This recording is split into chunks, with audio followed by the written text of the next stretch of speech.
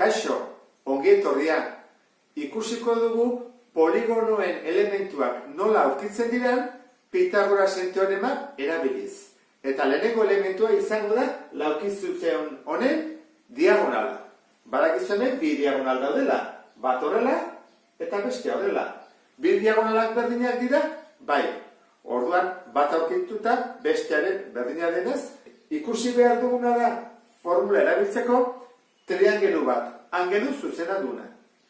Eta egingo duguna izango da. Edo diagonala, edo erabaki zer izango den. Adibidez, hau erabaki dezakegu. Diagonala.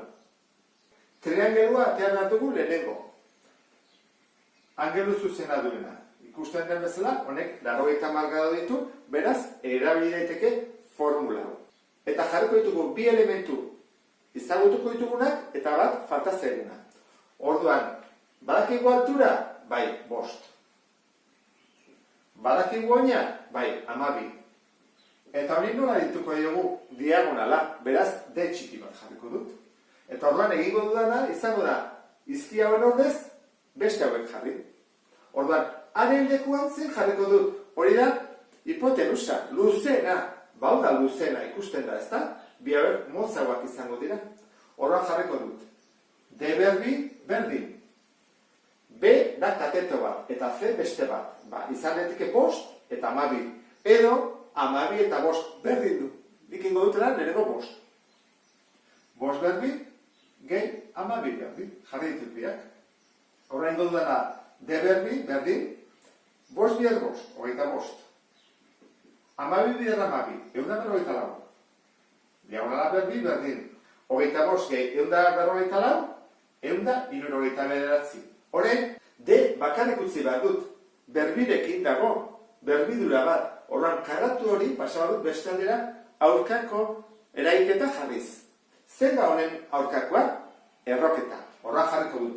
D berdin, erro, 169. Eta zerbait bider bere burua, 169. 13 da. Horrein hemen, izango da, 13. Zer? Zentimetroa. Eta horrein, lehenengo elementu hau, aurkitu dugu. Pentsa dezagun, esaten digutela, hau erronboide bat dela. Horrek esan nahi du, bi alde hauek paraleloak direla, eta bi hauek ere bai. Eta galdetzen digutela, erronboide honen altura. Altura neurtzeko badakizu perpendikular bat egin behar dela. Ezin dugu egin okertuta. Zer bada goitik bera, perpendikular bat. Hau izango litzake. Hori ez dakigu. Altura zeizkiakin jartzen da, H bat. Horren bila joan behar dugu. Zer egingo dugu?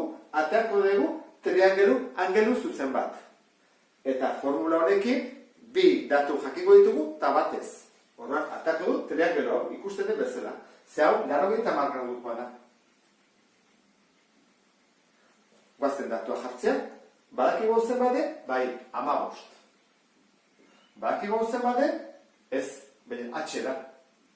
Eta badakigu zen bade, jakin behar dugu, bestela ezingo genuke aplikatu Pitagorasen teorema. Zer bada hemendikonea 45. Eta hemendikonea baita izango da 45. Paraleloak direlako. Horran, 45 baldin baden hemendikonea eta hemendikonea 36, zer egin beharko dugu? 45 ken 36. Eta gelditzen zaizkigu 9. Horran, hemendikonea 9 zentimetro daude. 9 zentimetro. Orain, erabili dezakegu Pitagorasen teorema. Zein da hirutatik hipotenusa, luzena, eta hirutan luzena da 15 dago, ezta? Zau, motzagoa da. Horra jarriko dugu, 15 berbi, berdin, eta gero bi katetuak. Adibidez, lehenengo jarriko dut, H berbi, gehi, eta 9 berbi. Lehenengo, berdeketak egiten dira. 15 bider 15, 225. H berbi, da H berbi, 9 bider 9, eta 21.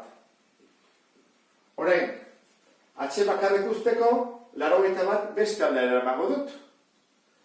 225, ken 81, berdin, H berbi.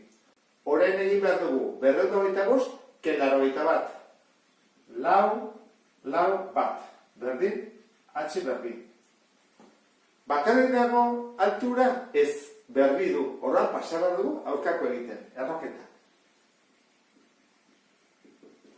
Eta erroketa, badakizu ezen baden, 12 bider 12, 150 lau.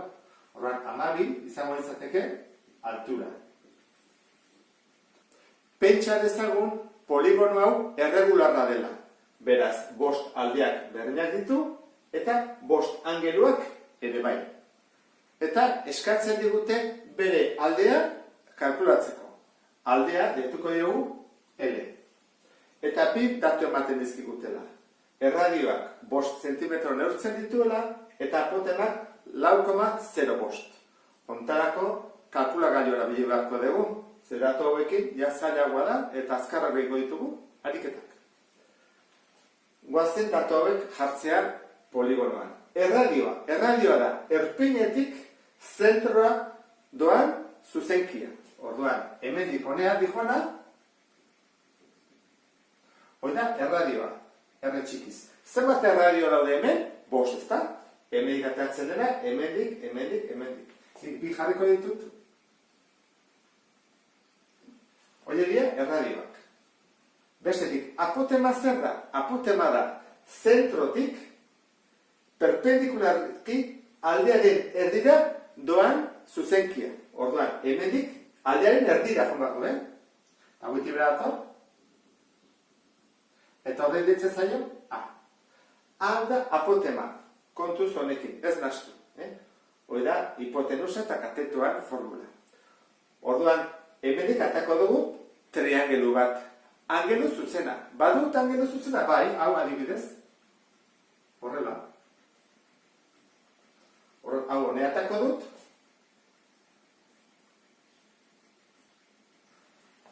Eta datuak jarri bat dut orain.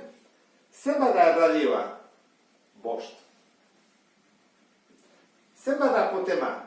4,05. Zenbat da hau? Hau da, aldearen erdia. Orduan jarriko dut, N, bai, erdia. Edo jarraiteke erdi bat edo meduzten bezala. Orduan, orain, formula erabili daiteke 90 gradukoa dudalako hemen.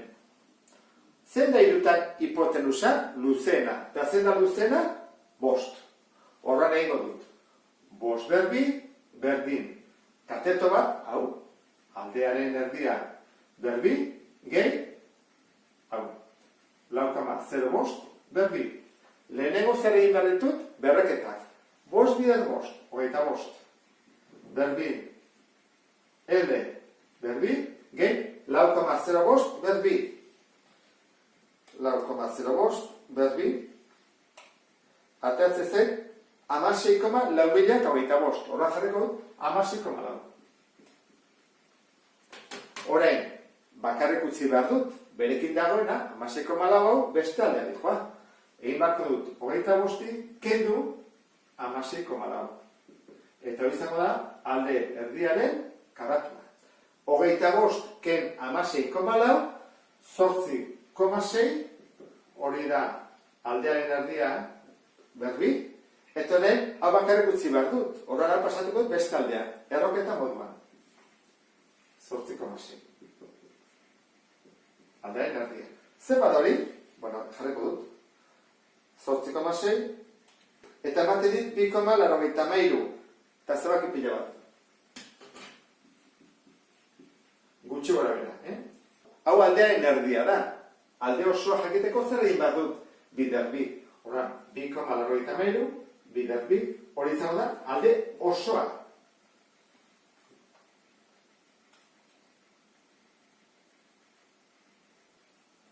Aldea berdin, 5,87 zentimetro.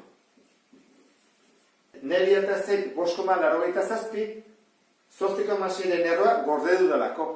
Eta horrekin egin dut, beraz, borobiltzerakoan, ateatzen da 5,87. Hemen, moztu baduzu, 2,83, eta iten baduzu biderbi, ateatzen da 5,86. Hori da diferentzia.